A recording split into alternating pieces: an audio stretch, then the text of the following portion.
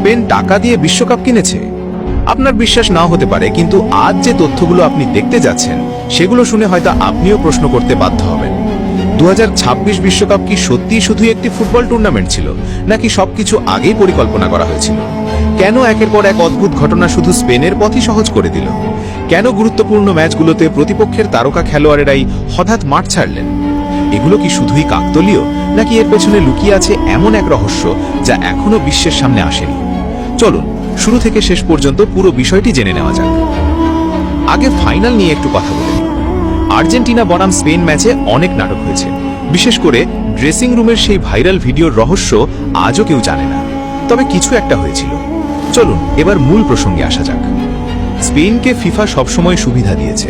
ফিফার পরিকল্পনাই ছিল স্পেনকে ফাইনালে জেতানো। আপনি বিশ্বাস নাও করতে পারেন, কিন্তু আজ সেটাই প্রমাণ করার চেষ্টা করব। স্পেন রাউন্ড অফ 16-এ ওঠার পর থেকেই নাটক শুরু। রাউন্ড অফ 16-এ স্পেন খেলেছিল পর্তুগালের বিপক্ষে। ম্যাচের 56 মিনিটে হঠাৎ করেই ইনজুরির কারণে নুনো মেন্ডেসকে মাঠ থেকে তুলে নেওয়া হয়। অথচ সেই সময় পর্যন্ত তিনিই ছিলেন পর্তুগালের সবচেয়ে বিপজ্জনক এবং নির্ভরযোগ্য খেলোয়াড়। তাকে মাঠ থেকে তুলে নেওয়ার পরই যেন পুরো রক্ষণভাগই ভেঙে পড়ে। প্রশ্ন হলো, এমন কি হয়েছিল যে এত গুরুত্বপূর্ণ একটি নকআউট ম্যাচে মাত্র 56 মিনিটেই তাকে মাঠ ছাড়তে হলো? এরপর কোয়ার্টার ফাইনালে বেলজিয়ামের বিপক্ষে ম্যাচ।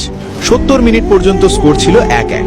বেলজিয়ামের গোলরক্ষক কোর্তোয়া একের পর এক দুর্দান্ত সেভ করে স্পেনকে আটকে রেখেছিলেন, কিন্তু ঠিক সেই সময়ই ইনজুরির কারণে তাকে বদলি করা হয়। কোর্তোয়া মাঠ ছাড়ার কয়েক মিনিটের মধ্যেই ম্যাচের চিত্র বদলে যায় আর স্পেন জয় তুলে নেয়।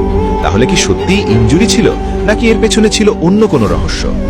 এরপর সেমিফাইনালে ফ্রান্স। মাত্র 30 মিনিটেই উইলিয়াম সালিবার মতো বিশ্বের অন্যতম সেরা ডিফেন্ডার মাঠ ছেড়ে চলে যান। সালিবা বেরিয়ে যাওয়ার পর ফ্রান্সের রক্ষণ যেন মুহূর্তেই দুর্বল হয়ে পড়ে। এত বড় ম্যাচে এমন গুরুত্বপূর্ণ খেলোয়াড়ের হঠাৎ মাঠ ছেড়ে যাওয়া কি শুধুই দুর্ভাগ্য, নাকি এর পেছনে ছিল অন্য কোনো কারণ? এবার আসি সবচেয়ে আলোচিত ম্যাচ, ফাইনালে।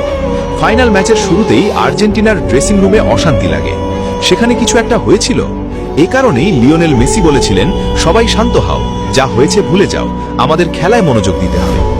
ম্যাচের শুরু থেকেই আর্জেন্টিনার প্রথম একাদশকে এলোমেলো লাগছিল। এরপর 43 মিনিটে কোনো বড় ট্যাকেল ছাড়াই লিসান্দ্রো মার্টিনেজ পেশির ইনজুরির অজুহাতে মাঠ ছাড়েন। অথচ রিপ্লে দেখলে বড় ধরনের সংঘর্ষ চোখে পড়ে না। তাকে হারানোর পর আর্জেন্টিনার রক্ষণে বড় ফাঁক তৈরি হয়। প্রশ্ন হলো, এটি কি সত্যিই গুরুতর ইনজুরি ছিল, নাকি অন্য কোনো সিদ্ধান্তের ফল? এরপর 70 মিনিটে কুটি রোমেরোকেও তুলে নেওয়া হয়। যে খেলোয়াড় পুরো টুর্নামেন্টে আর্জেন্টিনার রক্ষণ সামলেছেন, বিশ্বকাপ ফাইনালের মতো ম্যাচেও তাকে মাঠের বাইরে যেতে হলো। রোমেরো বেরিয়ে যাওয়ার পর আর্জেন্টিনার ডিফেন্স সম্পূর্ণ অগোছালো হয়ে যায়। এত গুরুত্বপূর্ণ মুহূর্তে এমন সিদ্ধান্ত কি সত্যিই স্বাভাবিক ছিল? অন্যদিকে লাউতারো মার্টিনেজকে একবারের জন্যও নামানোর চেষ্টা করলেন না স্কালোনি। 70 মিনিটেই তিনি 5 জন খেলোয়াড় বদল করলেন। তবুও লাউতারো মার্টিনেজকে মাঠে নামানো হলো না। পুরো ম্যাচেই তাকে দেখা গেল না। যে মার্টিনেজ আর্জেন্টিনাকে ফাইনালে তুলেছিলেন, সেই মার্টিনেজকেই ফাইনালে খেলানো হলো না। আরও একটি গুরুত্বপূর্ণ বিষয়, ফেরান তোরেস যখন গোল করেন তখন সিমিওনে তাকে আটকানোর বদলে নিজের মোজা ঠিক করতেই ব্যস্ত ছিলেন। মানে যেভাবেই হোক আর্জেন্টিনাকে হারতেই হবে। স্পেন গোল দিতে পারছিল না, আর তখন আর্জেন্টিনার খেলোয়াড়েরা একে একে ইনজুরির অজুহাতে মাঠ ছেড়ে যাচ্ছিল। শুধু আর্জেন্টিনার খেলোয়াড় না, পর্তুগাল, বেলজিয়াম, ফ্রান্সের খেলোয়াড়েরও ঠিক একই কাজ করেছে। আরও একটি গুরুত্বপূর্ণ বিষয়, আর্জেন্টিনার কোনো খেলোয়াড়ের পরিবার মাঠে খেলা দেখতে আসেনি। লিওনেল মেসির স্ত্রী এবং সন্তানরাও ছিলেন না। কিন্তু কেন? আরও একটি গুরুত্বপূর্ণ বিষয়, ম্যাচ শেষে পুরস্কার নেওয়ার সময় কুটি রোমেরো ডোনাল্ড ট্রাম্পের সঙ্গে হাত মেলাননি। আর্জেন্টিনার আরও কয়েকজন খেলোয়াড়ও হাত মেলাননি।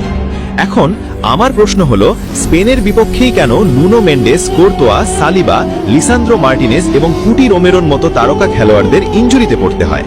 এটা সত্যি ভাবার বিষয় তো। এগুলো কি শুধুই কাকতালীয় ঘটনা, নাকি এমন কোনো সত্য লুকিয়ে আছে যা এখনো প্রকাশে আসেনি? আপনার কি মনে হয়, সত্যিই কি সবকিছু শুধুই কাকতালীয় ছিল, নাকি এর পেছনে আছে আরো বড় কোনো রহস্য? আপনার মতামত কমেন্টে জানান। আর ভিডিওটি ভালো লাগলে লাইক, কমেন্ট এবং সাবস্ক্রাইব করতে ভুলবেন না।